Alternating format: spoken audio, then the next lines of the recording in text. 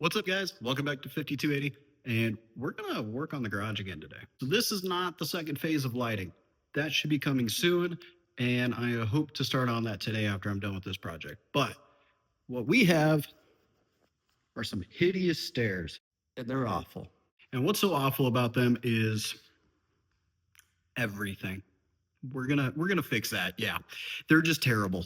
So from the peeling drywall to the just ugly everything here, we're going to basically dress them up and make them look good. This is what we're going to be using, and it's called Capitred. Basically, it's just like a laminate that you will lay over your existing stairs like that. You could really tell I know what I'm talking about. So now if you're like me and you got bare stairs like this and they're ready to be treaded, well, this kit does that.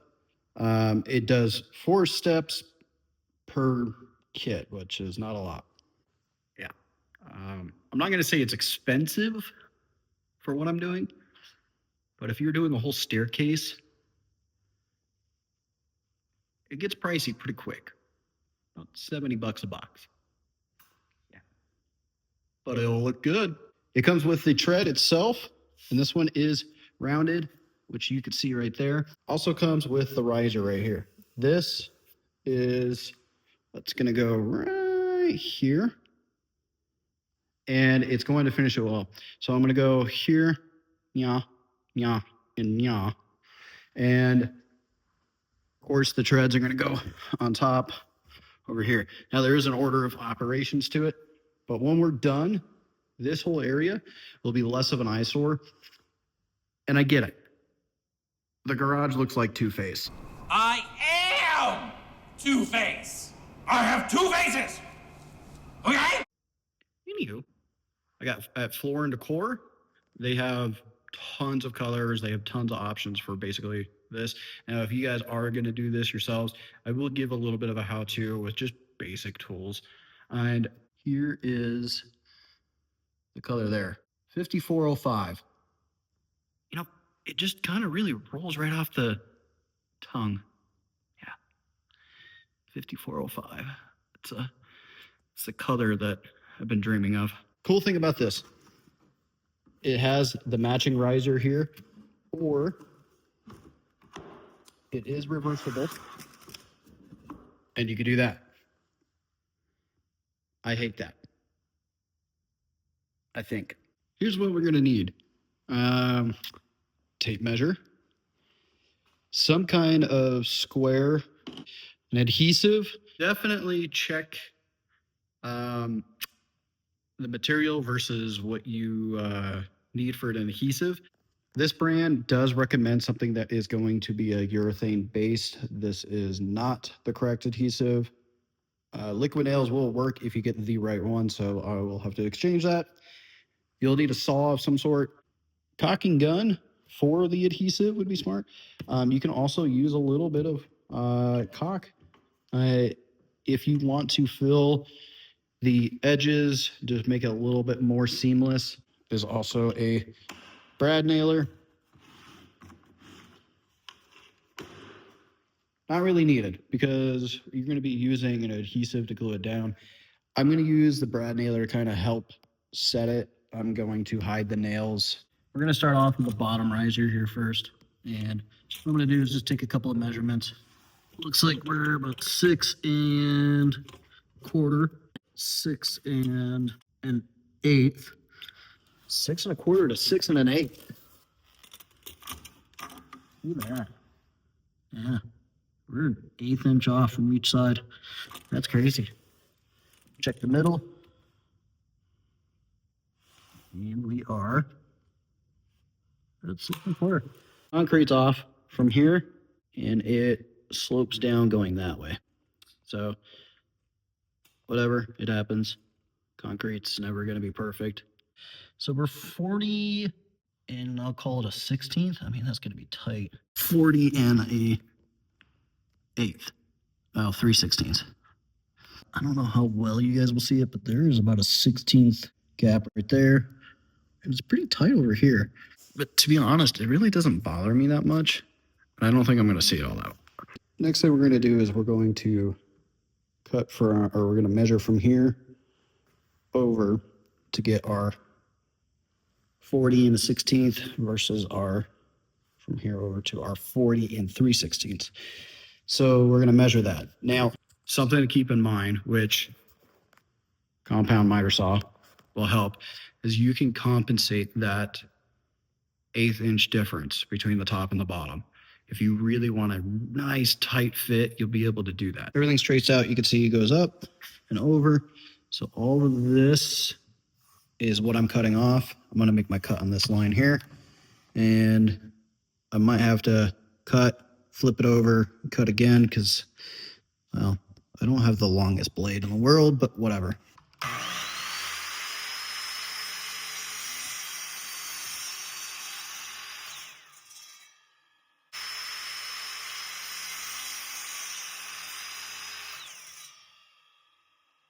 Really tight over there, perfect.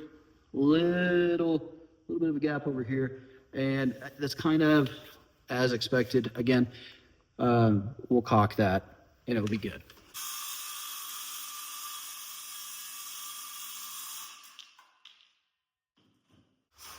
Like a glove. That is spot on. Now, with that looking pretty good, we're going to go to a time lapse, and I'm gonna basically just crunch out the other 3 risers. So when we're done with the risers, we'll come back, we'll start on the treads, and then we'll knock out the 3 treads. So let's jump to a time lapse. Let's get some music going.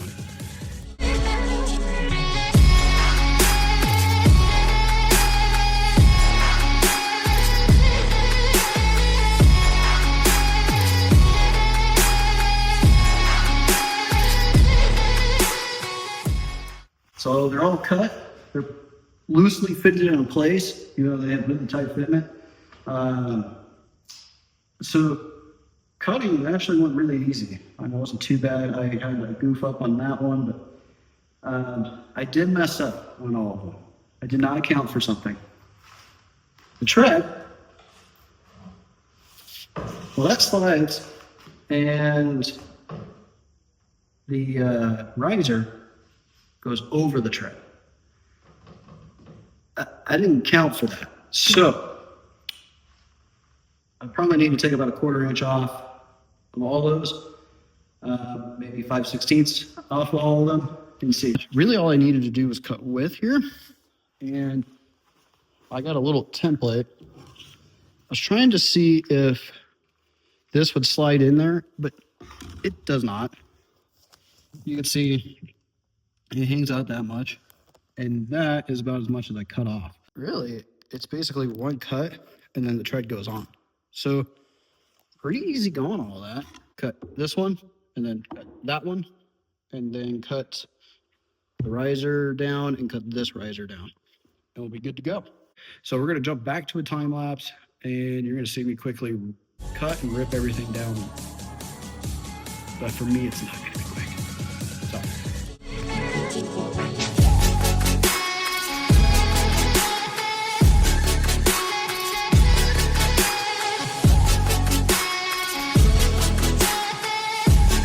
I got everything cut and fit. There's one thing that I'm not happy about, and that's going to be right here. Got a little bit of a gap there, and what I think it is I need to find something to shim that up. I say that's roughly about a 16th. I have something that I could do that with. I just need to make sure that's going to work. But again, this actually works and looks about the way I want it. So I got it under the thresh here. I can get it flush with it like so. I'll need to shim behind that so I can get the right thickness. But everywhere else, exactly the way I want it. Again, we'll throw a bead of caulk down on the sides just to kind of hide those edges a little bit. But it looks good.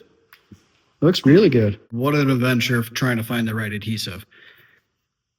I don't know why it needs a polyurethane or a urethane-based glue, but this is what I could find that was at Lowe's or the box store. Loctite, PL, 3 times premium.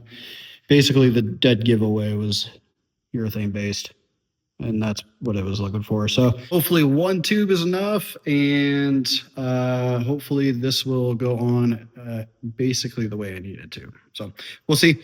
But got everything clean. We're going to start at the bottom. We're going to put glue on the back of our board, and then we're going to nail it in, and then just basically go on so forth. All right. So stuff is not what I expected. So we're going to go around in a border. It was so much fun.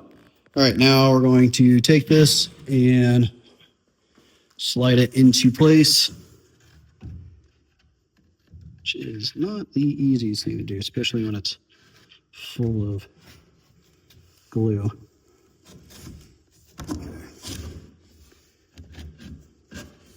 Take our brad nailer, and we're just gonna hide our nails, but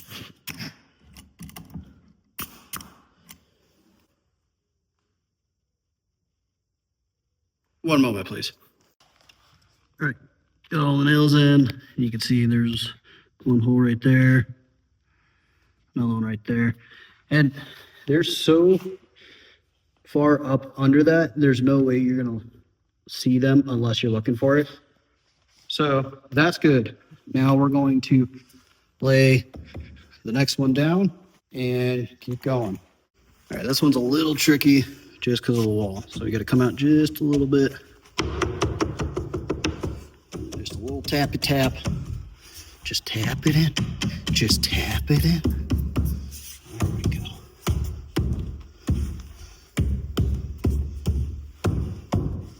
Straight to the back. There. Just gonna step on it, bounce on it for good measures. Love it. All right. This thing is randomly working again. We're gonna go ahead and the old college try here. Good.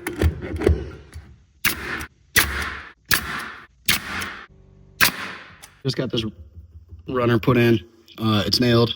I nailed it quite a bit. What I wanted to do was take something like a pry bar, push down on this and nail it in. Try to get that seam to close up as much as possible. Up to the last tread, there's a couple of things I noticed. First thing I noticed, if you look, this runner butts right up against this, where the others, I don't know how well you can see, but that actually runs out. And there's a pretty good channel here, something you can put LEDs. What I noticed, you take this, you take this guy, and you slide it in, it butts straight up against it. There it is. No gap there, nothing. And with it like that, you can see the nail holes pretty easily. So I am going to try to space it with a very similar gap. My only concern is that there's not a whole lot of rigidity if I do that. So I think I'll leave a little bit of a gap, but something like that is what I'm looking for, which will leave a little bit of a gap back here, which is okay. I ran into another issue, which I will show you. There's a gap there. Let's say it goes from a 16th to an 1/8 pretty easily. So we have these, which are shims. Well, if you get shims at a hardware store, they'll look like this instead of that. This is what I had laying around. So essentially what I would do is put that guy there. Essentially this will be under the tread, but I would put that there, put one there, and another one there. Maybe space them out just a little bit more, and that will fill the gap. So you can kind of see what they're doing. This guy, is an eighth maybe a little too big there? Maybe, but we got room to play with. So we're gonna throw one there, one there, one here. And since we're gonna leave that gap away from the wall a little bit, so we'll go just over them. And we're gonna come out just a tad. This runner back in. Slide that under first. Pull that out, there we go. And look at that, close that gap right up. Now I do have a gap back here from the wall. It's about a quarter, and that's where I use this guy. Boom. Pretty much do the same thing. So that will go in there, and that will pretty much shim up everything. So next step, pull this back apart, lay some glue on it, and set them into place. Easier said than done. Now, if you have questions about this, you put comments down below, and I can answer them to the best of my extent. I'm not an expert in laying stairs. I would tell you somebody is going to be like, no, that's going to cause it to squeak. Yeah, probably. Yeah. This is the garage, not the house. So you win some, you lose some.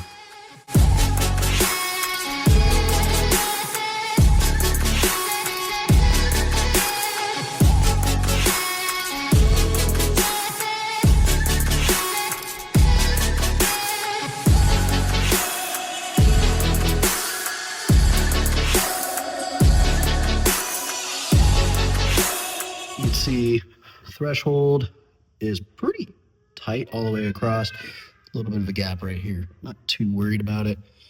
I did hide a bunch of nails down here, over here, and then I threw that shim back there and put a bunch of that glue. Nailed it here too on both sides. The other thing I did do, you probably saw in the time lapse, is I threw a bunch of glue under here, and then when I set it in place, it should seal. I did the same thing up here too. So overall, looks really good. I do need a trim piece for up here and right there. And then once those are in, I will nail them. I'll use wood filler to kind of fill the holes. And then we'll just basically caulk everything all the way down. Make it look 100%. Pro tip. If you want your caulking to be nice and good and have crisp lines, tape it. Look at how satisfying that is. That looks good. Should have put it on a little thicker, but beggars can't be choosers. These just came out perfect, and I will say it definitely helps to take your time and just be a little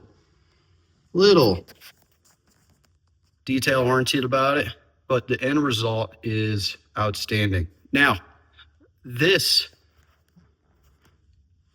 clip, I tell you, this clip has been a little bit longer than the last clip. And when I say a little bit, it's been about a month and a half since these have been installed. I wanted to test the durability, make sure there wasn't anything that I was, not satisfied about. The adhesive that worked. These don't squeak. They don't do anything. I mean, and I even got the stamp of approval from my wife. She had no idea what my thought was and why I was doing this. And then she saw it. She got it. That is a win. I'm happy with it. Now, we just got to do everything else. And we'll get there. Slowly but surely, we'll get there. But, man, little things matter, especially when you got a garage and you have a vision and motivation that dwindles, but it's still there, especially when you work a full-time job, 60 hours a week. These turned out everything that I imagined and then some. And when I originally thought I was going to do, I was going to have white here, have the treads, white on the risers. And I'm actually really glad I didn't do that. I just think this looks cleaner. It's more simplistic. And once we do the drywall and we get some stuff painted, I might even dress these up a little bit to kind of match this. But that's further down the road. And we got to move on to another project that's, well, I wouldn't say routine maintenance. It's surprising maintenance is the best way to call it. A little bit of a hint behind me. But until next time, guys, I'll catch you later.